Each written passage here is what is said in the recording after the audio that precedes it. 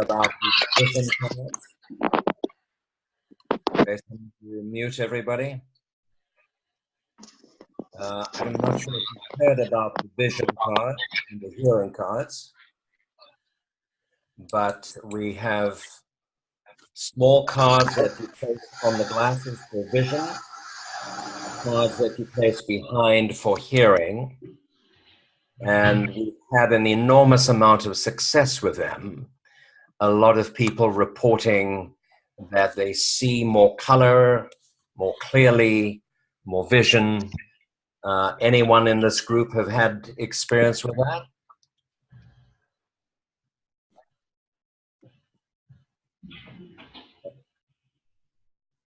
Anyone? Alberto, did you want to say something? Yes, I tried, and I feel more comfortable to hearing the other people and more focused to see what I need to see during my journey. So I was great, really great. Yeah. So there've been a lot of results. Some people have actually changed their prescription, as I did. As far as the hearing cards are concerned, we've had somebody that did a test before in the hospital, a hearing test before and 30 minutes afterwards, and there was a significant increase. I don't think we've had as many results with the hearing as we've had with the vision. So they have been available. I'd say they're still in experimental stage. We're giving them away at a very, very reasonable price. And I would love, if you have used them, some feedback as to how they're working. Diana, did you have results with them? Sorry. I actually think at the moment my eyesight is worse, but that might be something completely different. And hearing, I think it is marginally better. What I did notice with the vision ones is that I saw words standing out, or specific words. I found that interesting. Okay. Anyone else have results with the vision? Judith?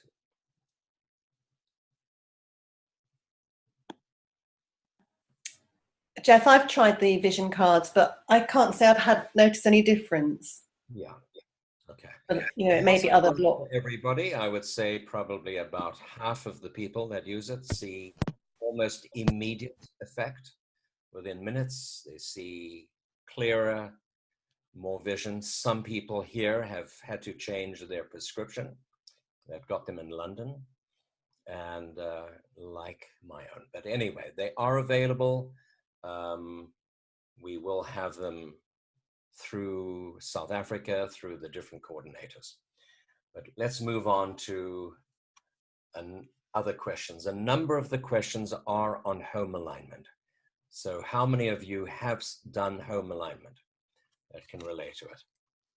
Okay, but if not, I'm sure you will learn something. So my question is regarding home alignment, as it is a long process. This is Lilach. Are you here, Lilach? Please speak out if you're on. As it is a long process, it sometimes takes several weeks to complete, with a meeting once a week.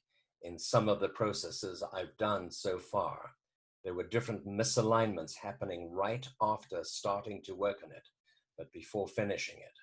I'm talking about sudden electricity, major problems, anger arising big time within the family, stones falling from the walls, etc.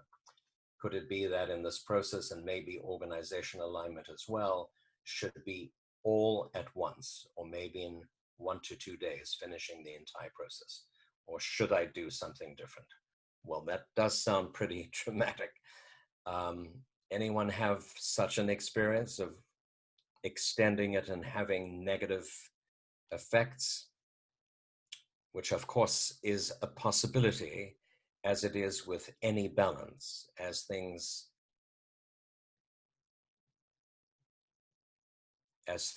open up, certain things will come, issues will come to the surface. Can you still hear me? Something's happened to my screen. Can you hear me? Okay. What we may call a healing process or a healing crisis, I would personally suggest that one does a home alignment in a fairly compacted way so that it doesn't drag out. And it's not always possible to do it in one session, but in several fairly close from each other. So I'd say that that could change that process for you. Anyone have anything like that to add? If it does change the process, Jeff, what would you advise? I mean, because sometimes it isn't possible to do it close together. Would you advise, say, breaking off and doing something else, seeing if there is another priority, or? You know, the thing about home alignment or organization alignment, if it's done over 3 weeks and we stick to the same flow path, let's say in home alignment, each time, let's say a week later, the flow path has changed as one has integrated the modalities, integrated the energy. So if we're continuing from the same place, it's like holding on to some of the old energies. Naturally, what comes to the surface is as a result of that immediate process. A day later, 2 days later, one has to recheck the heart center, recheck the actual Bhagwa, and see what's changed and start from a new place. And so that's what I would advise. And you just check it out. Do we need to recheck the flow path? And if yes, do a new one. Now, there was another question around home alignment. Lilach is present anywhere? No, because she has 2 questions here. But Jane Turney. Jane, you asked a question about the energies that we work with in home alignment. That is cosmic energy, earth energy, heart energy, rays, and spirals. Where these originate from, how they enter the house, and the effects they have. And another home alignment question for houses that have several floors. Do you always start on the ground floor and work upwards? What if there is a basement floor? Do you start at that level? And another one, I think those are the 2. But so where do these energies originate from? Now, as you know, when we're dealing with feng shui, we are working with earth chi most of the time. The energy that flows through the front door, through the windows, that is happening more at a horizontal level. Whereas when we work with home alignment, we find that where the heart center is, that's where energy enters, really you could say from the cosmos. So we're identifying horizontal chi and then vertical chi. And that's what the heart center represents. It's the same as a human being, that when you open the crown chakra and higher chakras, that energy comes from source, higher self, and we are working multidimensionally in this way. Naturally, the body also has its own chi. That is body chi, earth chi. When we're doing home alignment, it's as if we're discerning what energy is coming from above, that is focusing through the home and then spreading around in rays and spirals. And that's how energy works. So for those of you that haven't done home alignment, I'm sure you've touched some of this, but the energy, the rays are energies that come from through the roof, from source, and disperse in straight lines. And then the spiral energy, though the rays are more masculine energy, and then the female energy manifests as spirals. And they all come from above. And the intent of home alignment, because they come through the heart center, is to expand the heart center of the home, which sometimes is quite compact, particularly if there's trauma, if there are negative energies in the home, it will be quite compact, and sometimes even outside of the house.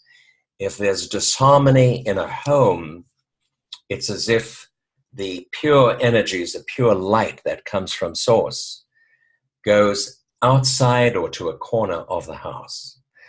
Now, most homes, most buildings have what we might call masculine energy. The way buildings are designed and built with sharp corners, straight lines, the sort of energy that is in a home, most of that is masculine. It's very rare to find spirals in a home, which is the balance between the masculine and the feminine. So this is what we might call cosmic energy that comes through. And the intention is to strengthen the density of the rays that come from source, so that as the rays are intensified, those of you that have done home alignment, we actually count the number of rays. So in a fairly negative situation, you may have 5 or 6 rays. As you expand the heart center, you may have 12 to 16 to 18 rays. As that density, it's the same as increasing the light in our aura so that there's a stronger aura. Now, the spirals will appear as the home is balanced. And then you have this relationship between masculine and feminine, yin and yang.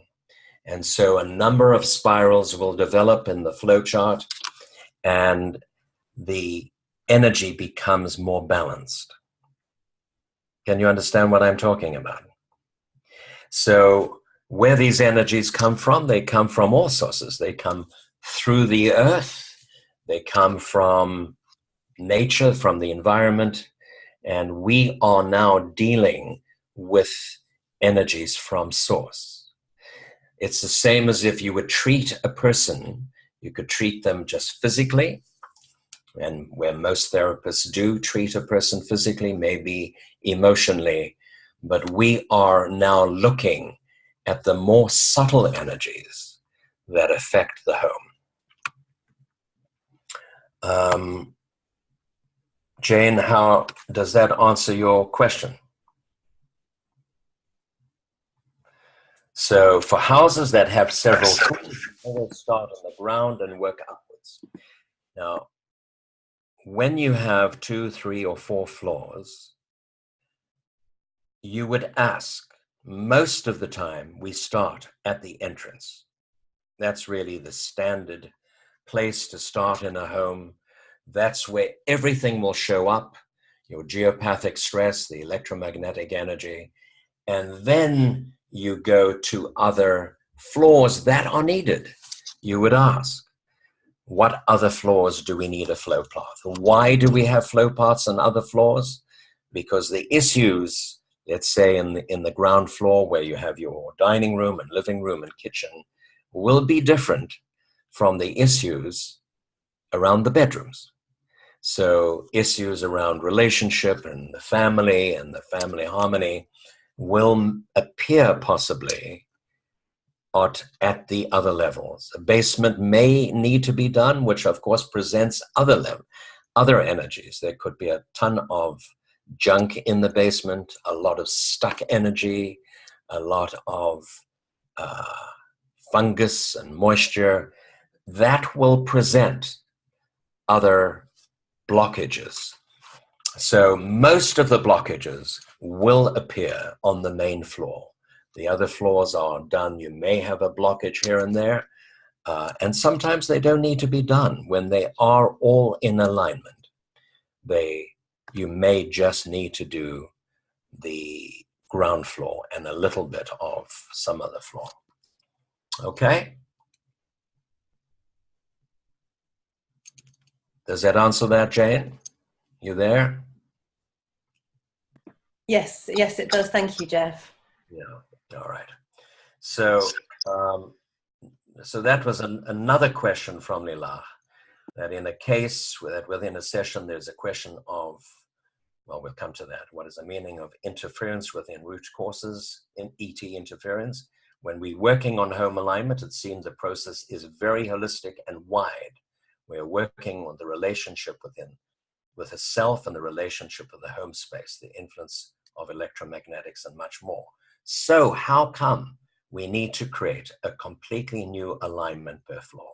Why can't we regard the house as a whole and maybe only do the Bagua energy process per floor, but the rest do only once? So I think that answers that question. You check if it's the main floor and if there's anything to be done on any other floor. Lilach also asked a question. In the case that within a session there is a question of forgiveness or take responsibility or other that the patient refuses to choose, what should we do? Can we continue the alignment and check if there's another question that can help or answer instead? Or should we end the session or do something else? That's a time to go and have a cup of tea, probably, but come back. So, the take responsibility can be a delicate question, right? Somebody's dealing with some trauma, they're blaming their parents, they're blaming their partners, and take responsibility or forgiveness comes up. And so I'd like to deal with those two things separately. Is this useful for you guys? Okay, so let's say forgiveness. First of all, there's never a question of forgiveness. It's understanding, acceptance, and then forgiveness, and then love or unconditional love. So forgiveness really, if it's done from the mind, really doesn't mean anything. There has to be an understanding of the larger picture from a higher perspective. And only then can we then see it's like in a balance when we access some interesting relationship with mother or father and we see why they are acting out the way they do, what their soul contracts, what their relationship is with their parents or whatever. That's understanding. Understanding leads to acceptance. I accept mom and dad exactly as they are because I see the bigger picture. And acceptance leads to forgiveness, which is a natural progression. Can you understand that? Because forgiveness is a mental concept that I don't know if you've had the experience when you say to somebody on the table, you need to forgive your father. And they said, listen, I've done 20 years of work trying to forgive the son of a whatever. And you know there's still charge, and you know that there hasn't been real forgiveness. It's purely in the head. But forgiveness requires the full embrace of the situation with deep understanding, compassion. And out of that comes the larger experience, kindness, love, unconditional love. So that's what I would do with that. So you need to work with the full understanding first until you get to forgiveness. Take responsibility is sometimes a difficult one if someone's dealing with a disease and take responsibility comes up. So it's a matter how we pose that question. And it may be, and I would check it before you ask this, because you could be awakening some aggression within the client, which says that they have to take responsibility for something. They've been abused or a disease. Do you think you may have played a part in leading to this experience? So it's not take full responsibility, but they may have played some part. And that will generally come out of the balance. Yes, I can see I did such and such, I felt such and such, I was such and such. And that normally is much more acceptable to answer. Does that answer your question? How's that? Anyone have a comment on that? So take responsibility is a very important question because it takes the person out of victim. The questions are designed in general in the emotional process, whatever the question is, to take the client out of the victim. And the way things work, I'm sure you've noticed this, the moment they have taken one step, whatever it is, in the right direction, that would cause expansion. In other words, out of contraction to expansion. And the moment there is that, and the question could be safe place, it could be anything, understanding. The moment the individual has done that, energy will come in, they will feel some of the energy that is present around a balance. And the more we are able, and I think we've touched on this at other Zoom meetings, the more we are able to facilitate the invocation of energy into the space, into the presence. It doesn't take much in the emotional process to activate that. When we're doing larger workshops, group workshops, that might happen in a very short time that the person has either taken responsibility or understood or whatever it is, which in these days with the level of energy that is coming into our presence when we work, and I'm sure you all feel this. Is this correct? There is a dramatic increase. It doesn't take a lot of questions in the emotional process. Sometimes it's one, maybe two, before they feel this influx of energy that neutralizes beyond their mental comprehension. So, in other words, when we don't have the energy to invoke, the balance will be more mental, and there'll be many more questions in terms of processing it cognitively. The more energy there is, the less cognitive work will have to be done. So, and you'll notice this. So the importance of connecting it's absolutely essential that we connect with your team, your personal team, but certainly the life alignment team. And they just wait for a certain point, say, fine, there's been some expansion due to one of the questions, and it will be relative to the client. And the moment that happens, they come rushing in. Have you all discovered this? Those of you that have been doing a lot of work with the emotional process. And it doesn't take a lot. We've done 2 workshops in the last week or so, a module 6 intensive and a module body spin to module 5. We've had over 100 people in the last week or so. And we've accessed some very, very deep stuff, because that's what's happening in the universe right now, on the planet. And certainly as an antidote to whatever is going on politically, geographically, fires, earth changes, etc. So what we provide in our balances through these questions, and it's very important that we become aware of this, that through the experience with the client, something is activated in the macrocosm. And if you look at it clearly, you will see that this is typically an antidote for whatever's going on in the chaotic world that we're living in. So it's interesting, in the last couple of days, we've had some very deep stuff, probably preparing for this recent announcement around Jerusalem and Israel and all the chaos that has arisen.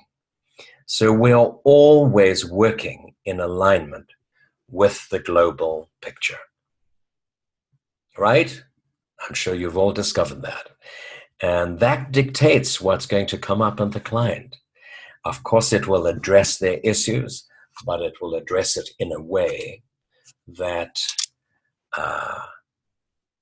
works with the group, energy around them, their families, as well as the region and the globe.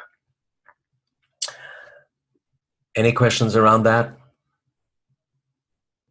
I did a small presentation the other night to a group of about 100 people that are all working with cancer. It's a cancer support group, and here in Tel Aviv. And I did one demonstration on somebody who has been dealing with cancer, and the word rival came up, almost like an enemy, and transgression.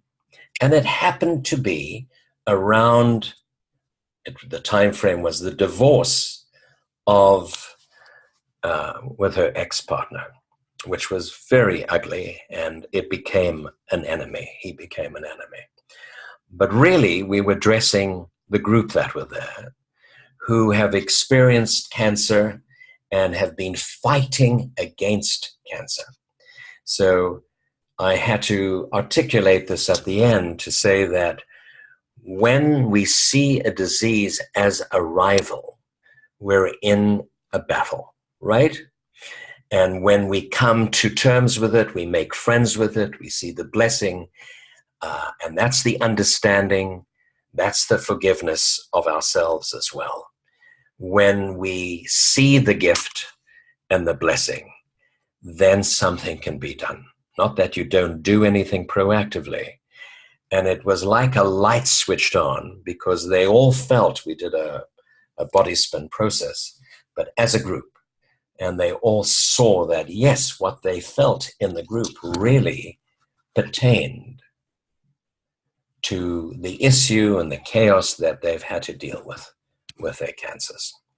So there's always something that comes up for the individual that is much, much larger. Lynn Carr. Lynn, you here? Anyway, when making a prescription tree of life, in other words, not the regular one from the book, I have found presence and receptivity cards coming into the main positions. So as not as extras, what is your view on this? So let's say a tree of life, in other words, the main spherot, the main circles, may have receptivity and opener rather than the standard set. And of course that can happen. And that's why a purpose-made tree of life, of course, in a circle, you can have as many cards as, will come up, including the module 4 essences, the module 5 essences, etc. But in a tree of life, any other card that is not in the standard set can show up as one of the cards in the Tree of Life structure. You got that? So it does not have to be the standard set. And of course, the presence, this was the presence card. The presence card, as we know, the receptivity cards, opener cards are very important. Yes, they can come up as extras in your standard circle. When you have a standard circle that's in the index, ask, are there any other cards that need to be involved in that? So please do that. When we're using the mat for long distance, other cards, of course, can come up, but most of those are in the mat. So, Christine, you asked, could you please elucidate on the use of eye movement during a balance to release deep emotional trauma memory? It weakens somewhere on the circle as the client moves eyes around, accessing some part of the brain. Tapping 2, I think. And is it related to the meridian system? If so, how, and how do we incorporate that? Do you want to clarify your question, Christine? Unmute yourself.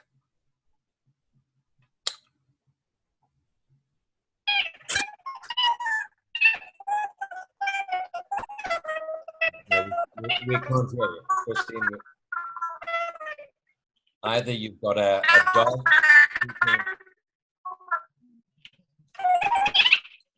Christine, mute yourself. Mute yourself because it's not coming through. It's coming through in a very squeaky way. So I'll try and answer it for you. Okay. Put your thumb up if I'm reading you correctly. Are you talking about the eye movement in the circle that we used to do at the beginning? Is that what you're talking about? Okay. So recently we have dropped that just for simplicity purposes, but actually that was a very important process because anyone remember that? The eye movement, that when you do an emotional balance and you need to go deeper, you would move the eyes in a circle, and somewhere on that circle at 6 o'clock or 8 o'clock, the arm will weaken. And you have to then access, that's like the next level of weakness. What that's really saying is that there's some part of the brain, because when we move the eyes around in a circle, you hold your head straight and you go from 12 o'clock all the way to 12 o'clock. Some part of the brain hasn't yet fully integrated that. Now, we don't do that anymore because it's a little more too complicated for some, but the principle exists. And that's why eye movement therapy is very powerful. As the eyes move, it's accessing parts of the brain. And if you still do that and it's easy, I'd say keep on doing that. It's a very powerful process.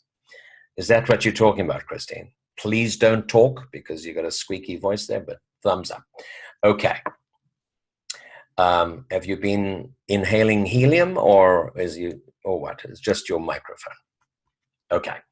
And so that's fine. Now the tapping, I'm not sure what you're talking about. If this is like emotional freedom technique or some of the other tapping experiences. Yes, that is working with the meridians. When we tap, who's done EFT, emotional freedom technique, or any other technique where we do tapping. And the tapping is typically done, we do a little bit of tapping in life alignment. The tapping is typically done on the end points or the origin point of a meridian. So we tap kidney 27 or we tap spleen, whatever, kidney, whatever. So we are working at the meridian system. But of course, in life alignment, we go much further than the meridian system. The meridian system is included in what we do, Do you understand that? And typically, when we're working at the soul level that we do, or the subtle level, whether you're working with the emotional, mental, spiritual bodies or causal bodies, the meridian system gets balanced. Is this understood? M.A., I see your head nodding there. You agree? Christine, you can understand that. So when I've checked balances done with EFT or other tapping techniques, I find it only goes to a certain level, not very deep and not very resilient. It will only hold for a while. I did that for a long time, by the way. And I kept on having to repeat the procedures all the time because they wouldn't hold. We want to go much, much, much deeper.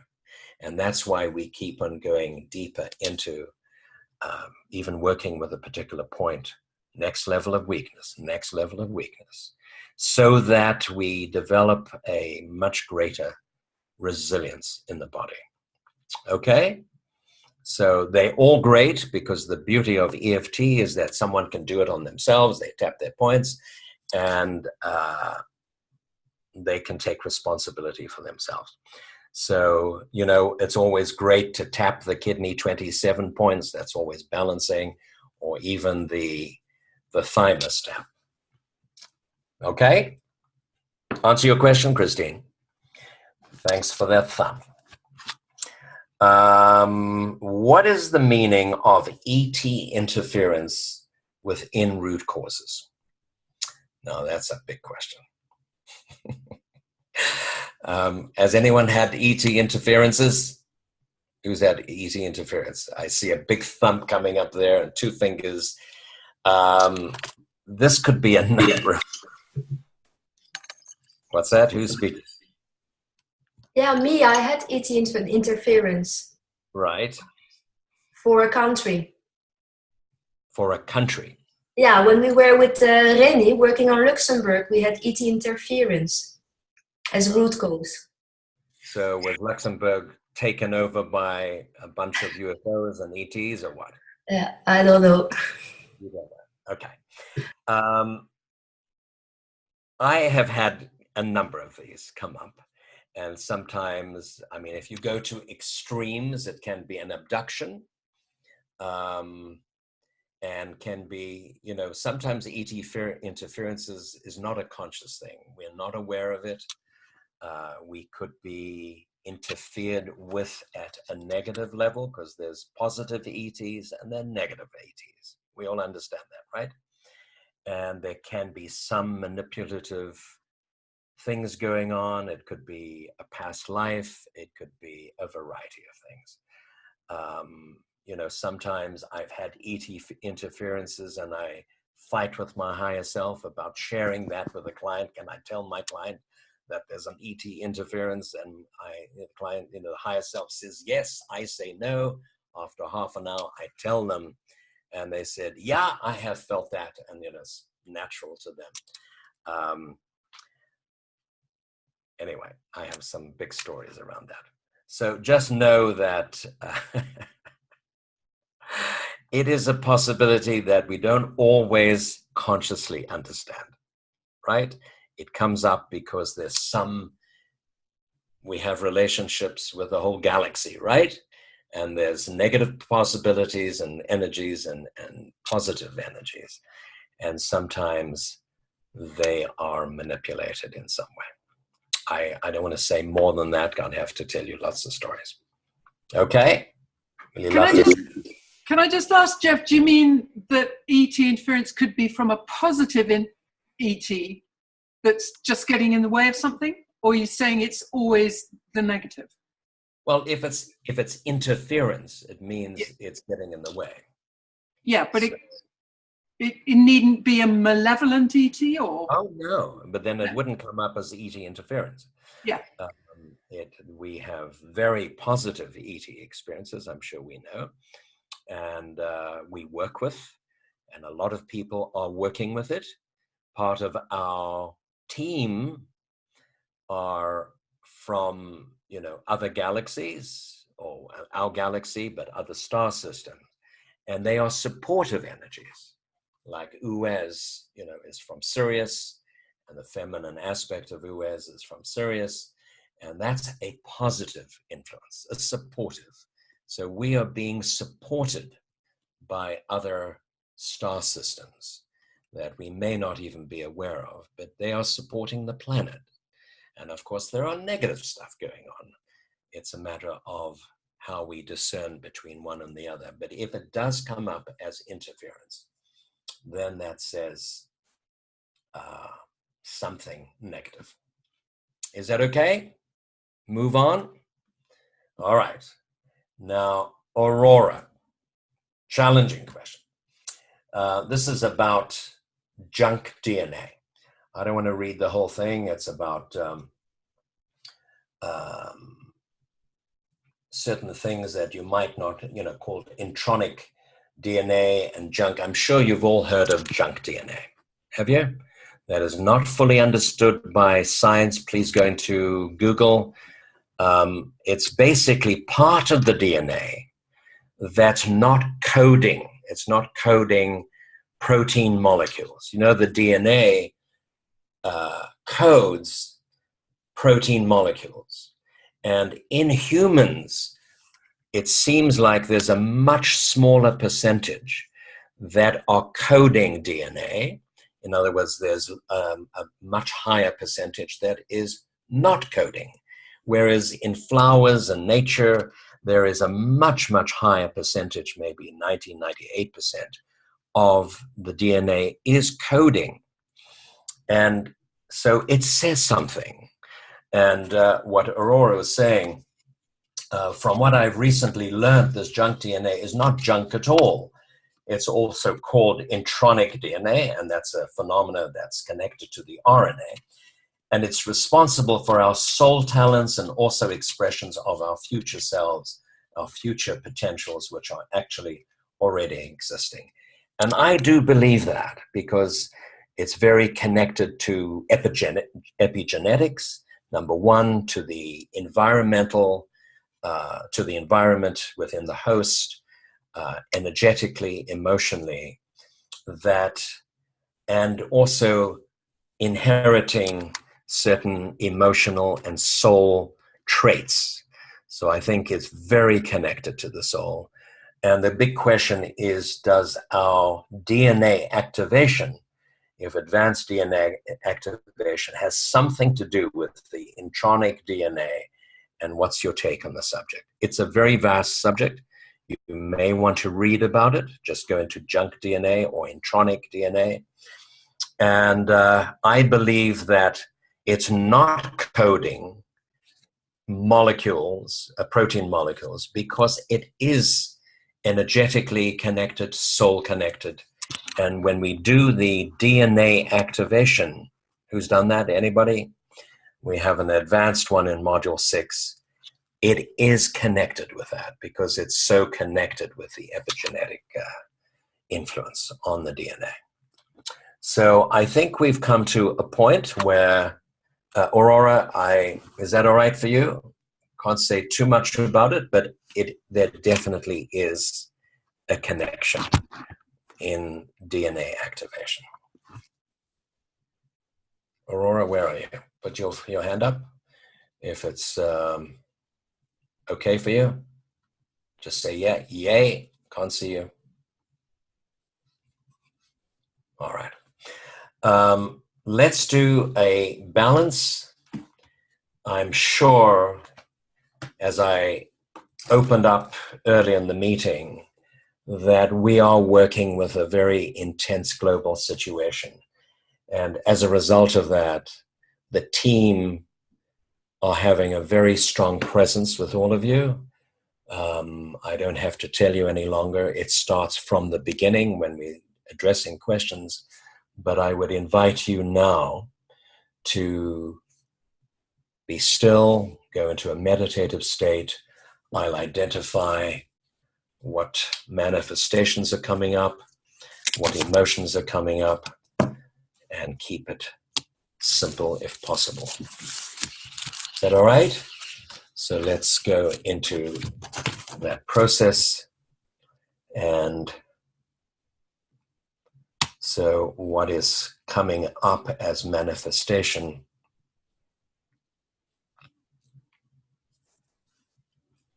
think has come up before, maybe not in our Zoom, cosmic awareness and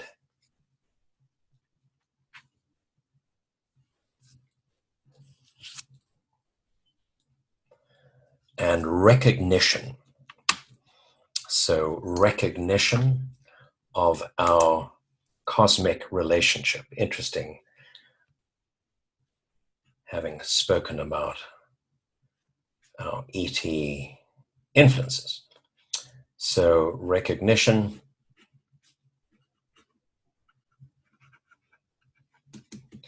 and cosmic awareness. Anyone relating? Hands up, fingers up if you're relating to any of that.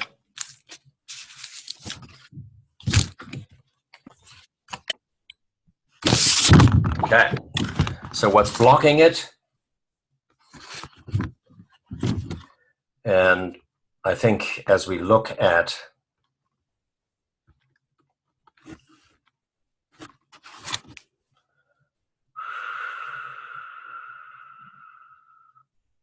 so refuse or refused, it's a word that's coming up, and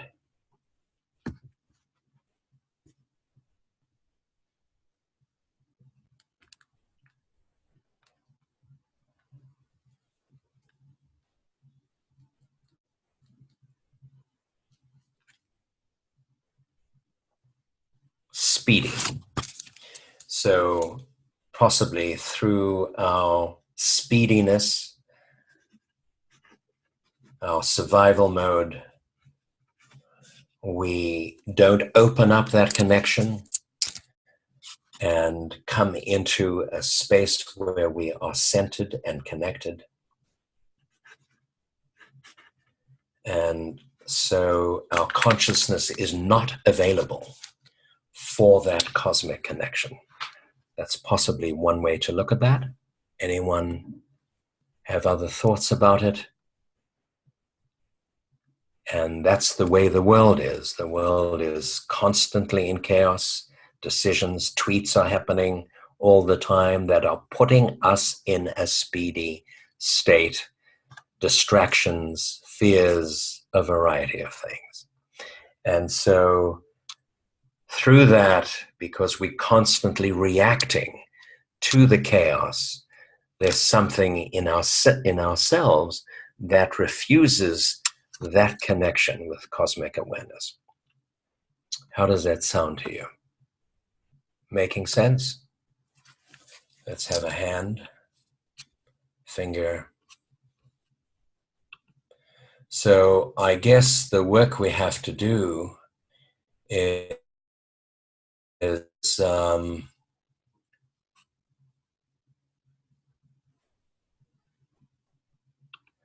is become available so that we are not refusing, because what's the refuse? It's saying that the cosmos is wanting to support us and wanting to make that connection. And we are not available. We're not showing up. So in these few minutes that we have left, and we may go a little over time, it's making ourselves available for the immense support from the cosmos. And with a sense of recognition through our experience of the energy. Does that make sense for you? Can you see me now? Someone said they couldn't see me. All right. So I've now become available. I'm in the light. All right. So let's go into a quiet space. And I may say a few words during it. Become open to the team, many of whom are what we might call ETs. They come from all over the galaxy and other galaxies. And based on our sense of trust and safety, and I'm sure you can recognize that there is a safety, a space of safety for all of us here. But don't believe me, sense it out, feel it. And as we are safe, which we certainly not in the world at this time, not certainly in this region, as we come into that safety, we feel okay to open our hearts, open our minds, open our space. And allow the immense support, not only of ourselves personally, but of whatever is happening on the planet at this time.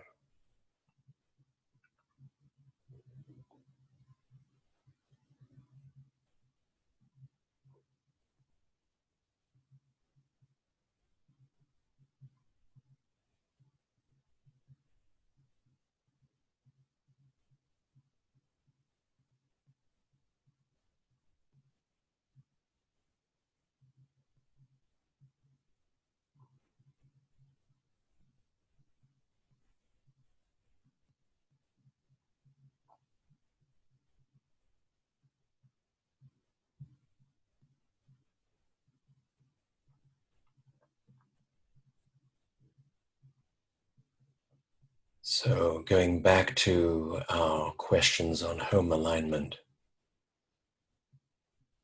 allow this cosmic energy to stream into your spaces, into your homes, opening up the heart center of the home and your own hearts, so that we can truly feel the immense love and support for our lives.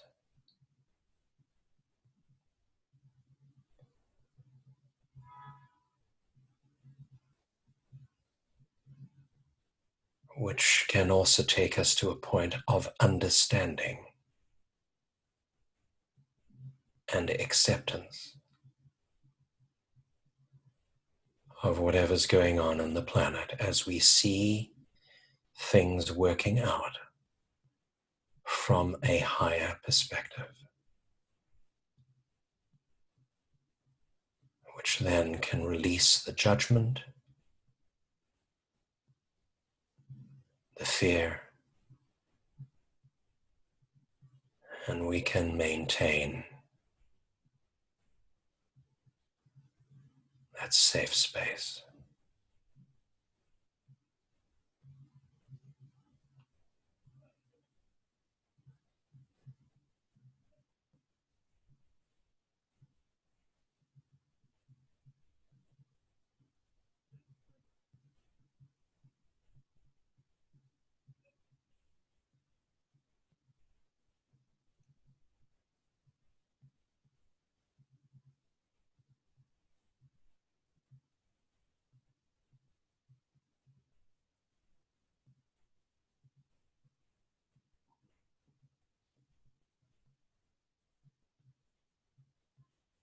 I'm personally overcome with immense gratitude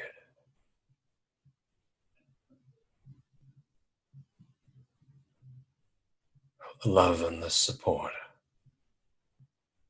for our lives and our whole journey of transformation, personally and planetary.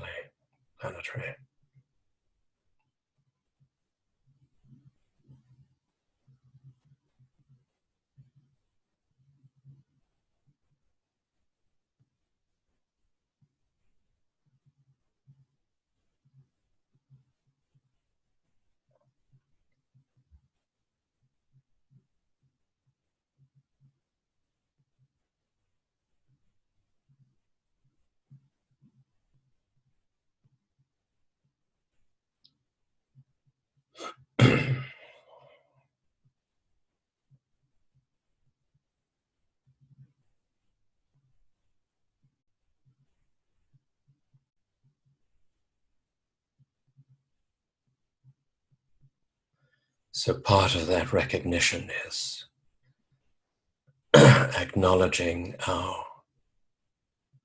very intimate connection that we have. Not only with each other, but with the cosmos.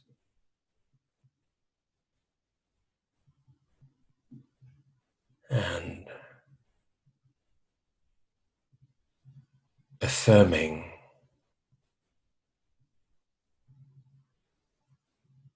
that we are ready to provide a conduit for this cosmic energy. That we're in position, we're available, and that is why we're here.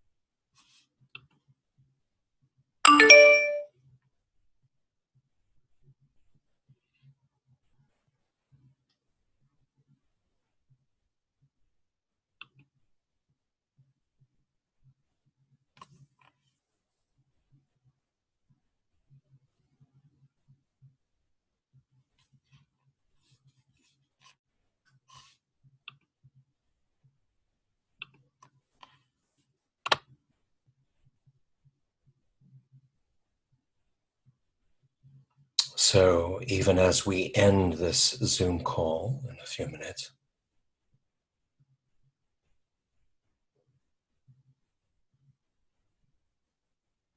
and as we deeply recognize this energy, it continues to be with us,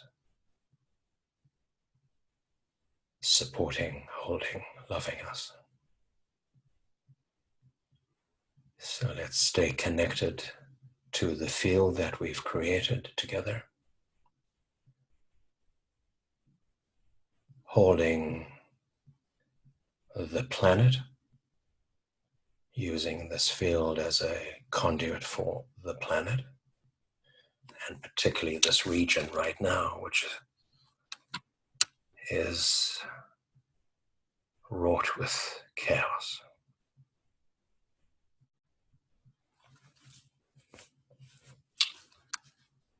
So let's stay connected.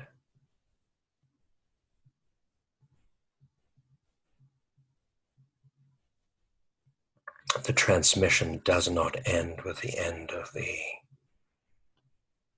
call.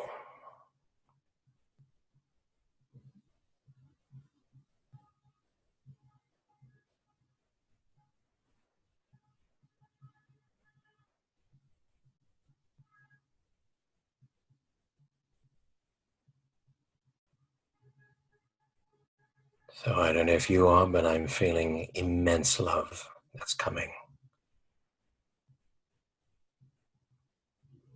from this energy, through us, through our hearts. So I extend that love to you all. Deep thanks for our presence, our connection.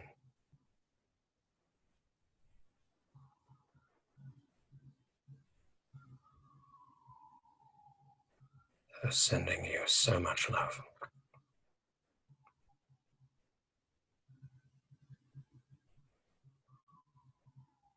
Stay in peace.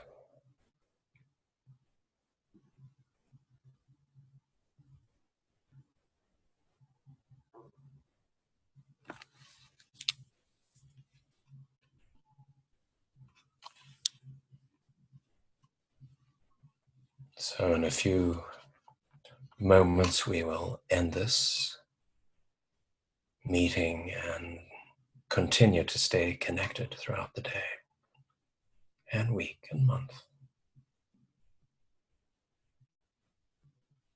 So before the next meeting, which will be in January, we have Christmas, New Year. So wishing you all a very peaceful, joyful Christmas and New Year. And let's stay connected, all, and Hanukkah, and whatever. Much gratitude.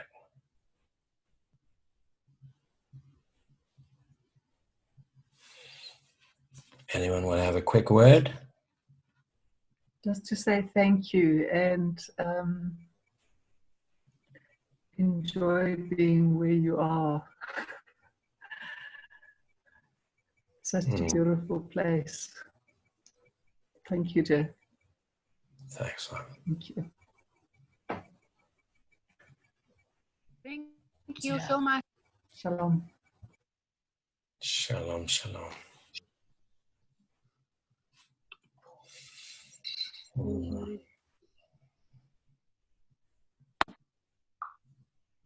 So, I don't know if you can see the note from Mary Alice. I love my life alignment family.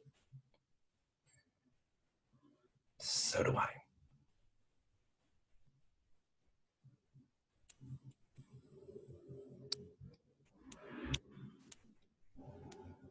You know I'm crying, Jeff. It's so powerful. Wonderful, Emma. Thanks, love. Blessings to you. Take care.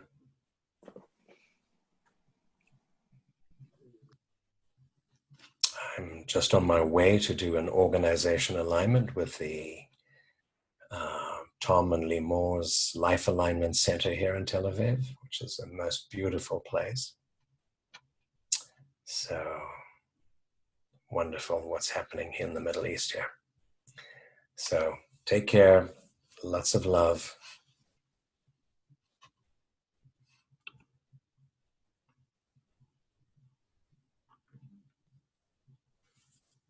Bye, thank you.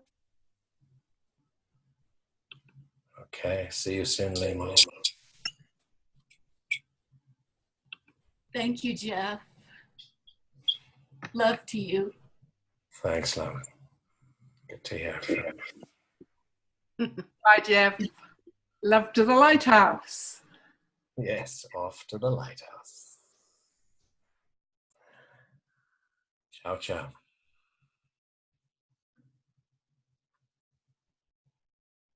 And we're all lighthouses, right? So I'm off to one of the lighthouses. Nobody wants to live. Yeah.